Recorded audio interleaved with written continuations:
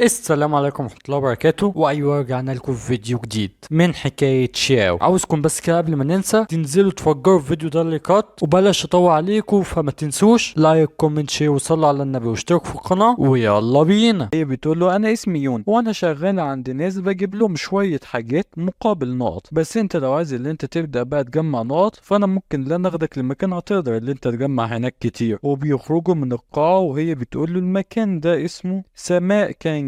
هو انت سمعت بالتجاره السريه قبل كده؟ لا بس انا ممكن اخمن من اسمها اللي هي مش مكان كويس للشغل. ايوه بس هو مكان تقدر فيه اللي انت تبيع حاجات كويسه ومفيده جدا ويكون مصدرها مجهول، وتقدر كمان اللي انت تبدأ تراهن على حاجات. فالشاوي اول ما بيسمع الجملة دي بيقول لها مراهنة؟ كام نقطة ممكن اللي نحصل عليها من المراهنات دي؟ فهي بتقول له الموضوع بسيط، ممكن اللي في عالم اللي تشي اللي هم يكسبوا 50 نقطة لو قدروا اللي هم يكسبوا في الحلبة، انما لو وصلت لعالم اليانك ممكن اللي انت تكسب 100 نقطة. طب وقوة الخصم هتكون ازاي؟ ده بيعتمد على حظك، في ناس بتكون اقوياء وفي ناس بتكون ضعفاء، انما في الغالب هيحاولوا يجيبوا القوتين بتوعكم متقاربة جدا ويقعدوا يقارنوا ما بين المستويات. فالشو بيفرح وبيقول في نفسه ده معناها اللي انا لو قدرت اكسب 20 واحد بس من مستوى اللي تشي هقدر اللي انا اجمع الالف عملة اللي انا محتاجها. ويون بيقول له واضح ان انت متحمس، خليني اشرح لك الموضوع ده شوية. انت هناك مش هتكسب النقط بس، انت ممكن اللي انت تكسب حاجات كتير مثيرة. زي ايه مثلا زي البنات الجميلة طول ما انت معاك فلوس، والقوة اللي انت هتقعد تكسبها مع كل مباراة. كل الحاجات دي بتعتمد على مقاومتك للاغراءات وقد ايه انت هتقدر تكسب ويكون معاك فلوس. فهو بيقول لها طب ما تخلينا اللي احنا نجرب الحاجات دي مقدما. فهي بتقول له ابعد عني يا متحمرش، وبتقع على الارض زرع بصل. وبتقول له الوقعه دي بتوجع قوي،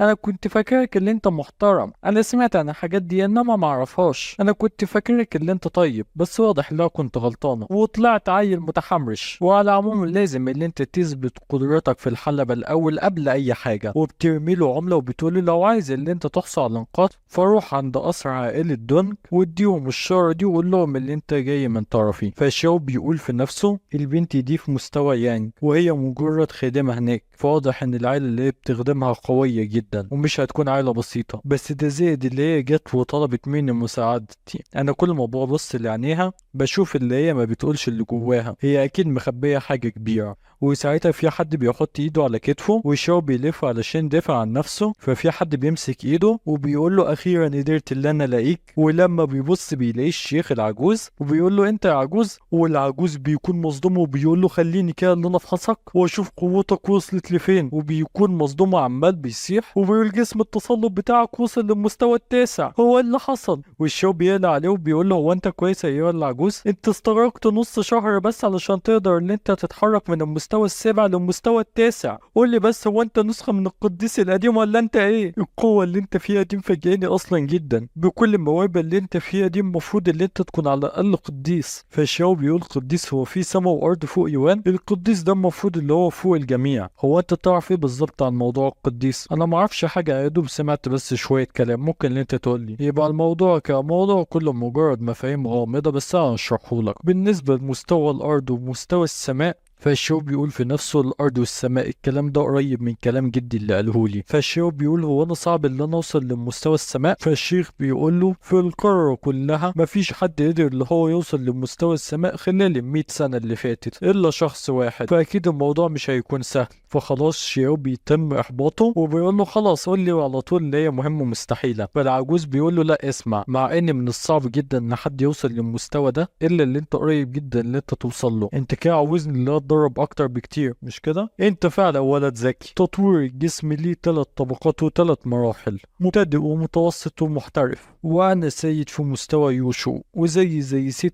اسياد في الاكاديميه. وبالموهبه الكبيره جدا اللي عندك انت تقدر توصل للجسم المقدس. ولازم تعرف ان قوه الجسم المقدس ده اقوى بشويه قليله من قوه الجسم النقي، وهما الاتنين بيكونوا في نفس العالم. طب خلاص انا فهمت، شكرا ليك علشان شرحت لي. هو انت مش عايز توصل الاسم المقدس علشان تحفر اسمك في التاريخ وتسيطر على العالم واسمك ده يكون اسم عظيم جدا. ماشي، بس انا دلوقتي محتاج ان انا اجمع نقاط علشان اقدر ان انا اخش الاكاديميه واخلي اسمي عظيم، فممكن اللي احنا نكمل الكلام ده بعدين. فالعجوز بيطلع ايده بيبدا اللي هو يعمل كرة طاقه، وبيقول كرة الطاقه دي مش هتحميك من هجمات الميه والنار بس، ده كمان مفيش اي حد يقدر اللي هو يقطعها، وعندها تأثير سحري قوي جدا تقدر اللي انت تلبسها دلوقتي. والعجوز بيقول في نفسه عيب الكرة ده الوحيد اللي هي عندها حقل جاذبية قوي شوية، حتى انا بواجه شوية صعوبات وانا بتدرب بيها. والشباب بيقول في نفسه واضح ان الكرة دي فعلا كويسة جدا، وفجأة بتبدأ اللي هي تنتشر فيه وبتلف جسمه كله، وساعتها بيحس بوزن عالي جدا، وبيقول هي ايه الجاذبية التقيلة جدا دي؟ انا بس علشان حظي كويس عارف دلوقتي ازاي ممكن اتعامل مع الجاذبية التقيلة دي. من اخر مرة كنت في المعبد. والعجوز بيكون مصدوم وبيقول هو ازاي قدر اللي هو يتعامل مع الجاذبية بالسهولة دي. والشاو بيقول دي تقريبا جاذبيتها اقوى ب10 مرات من الجاذبية الطبيعية، هتاخد مني شوية جهد وانا عمال بتعامل معاها. فالعجوز بيقول للدقة هي بتزود الوزن بتاع 15 مرة اكتر، اول ما تلبسها دمك وتنفسك هيكونوا اصعب شوية. فالشاو بيقوم ناطط في الهواء وبيقول بجد، وبيبدأ اللي هو يعمل شوية حركات وبينزل على الارض بيكسرها. والعجوز بيكون في حالة صدمة للمرة 17,000 تقريبا بسبب الشياو ده.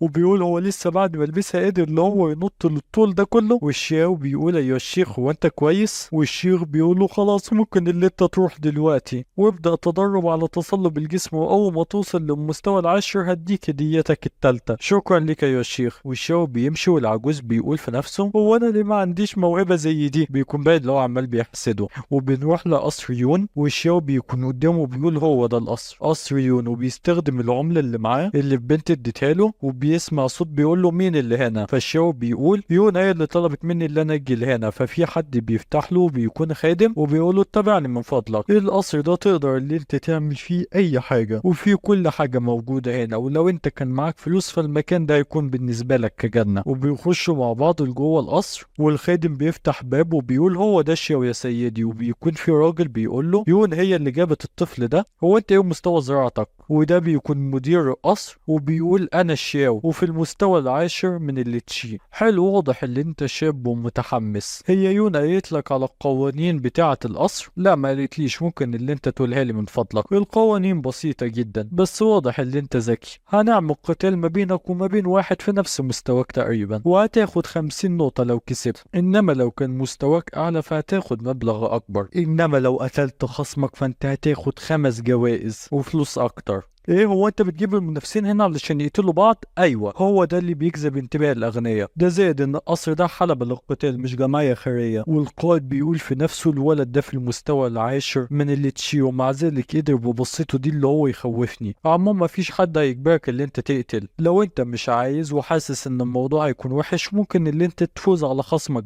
بس برضه مفيش حد هيمنعك اللي انت تقتل، بس انت وعايز سيب كل خصومك عايشين. فالشاو بيقول هو كل المنافسين بتوعي يكونوا في عالم اللي تشي؟ فالقائد بيقول له ايوه، علشان لو كان الفرق ما بينكم كبير فانت مش هتلحق ان انت تعمل اي حاجه وهتخسر بسرعه والموضوع مش هيكون ممتع. بس طبعا انت لو عايز ان انت تقاتل ناس اقوى منك فدي حاجه ترجع لك. انا بشتغل في القصر ده بقالي سنين كتير وما قدرتش غير ان انا اشوف واحد بس بيكسب كل تحدياته. فالشاو بيستغرب وبيقول هو ايه اللي هيجيب اصلا طلاب اغنياء لهنا علشان يكسبوا كل تحدياتهم. والقائد بيقول انت لو كسبت هتاخد 200 نقطة، انما لو قدرت اللي انت تقتل خصمك فهتاخد 5 جوائز اضافية وهتاخد 1000 نقطة. فالشيخ بيتصدم وبيقول في نفسه 1000 نقطة، بس ساعتها هكون اللي انا قتلت واحد ملوش اي علاقة بيا وما عملش حاجة. انا احسن ان انا اقاتل ناس في عالم اليانج يكونوا اقوى مني بشوية قليلة وبس ما اقتلهمش وافضل اجمع في نقط. فالقائد بيقول انا قادر ان انا اشوف اللي انت قوي جدا، بس بلاش اللي انت تكون طماع. ابدأ القتال بتاعك في واحد مع عالم التشي، ولازم تفتكر ان مفيش ناس ضعيفة موجودة هنا. هو انا ممكن اللي انا ابدأ امتى؟ ممكن اللي انت تبدأ في اي وقت، الجمهور دايما بيكون عايز قتالات كتير، تقدر اللي انت تروح وتستعد وانا هجهز لك كل حاجة. والقائد بينادي على الخادم وبيقول له تعالى وخد السيد شوية لأوضة الانتظار. حاضر يا سيدي، تعالى معايا من فضلك. فالشاو بيسأل هي يون بتشتغل هنا؟ فالخادم بيقول له ايوه يون بتشتغل هنا انما بدوام جزئي، فبعد كل حاجة هي طالبة، بس كل ما جابت ناس اكتر للقصر هنا كل ما اخد أخدت فلوس أكتر بغض النظر عن مرتبها، عشان بندي جزء من أرباحهم ليها. فأنت كل ما تكسب أنت فلوس أكتر هي تكسب برضه. وعشان حد يكسب فلوس هنا ممكن اللي هو يستخدم كذا طريقة. ممكن اللي هم يستخدموا قوتهم علشان يجيبوا فلوس أكتر، أو حتى يستخدموا ذكائهم. إنما يكون حالة استثنائية علشان في زباين كتار جدا عايزين اللي هم يعرضوا عليها الزواج،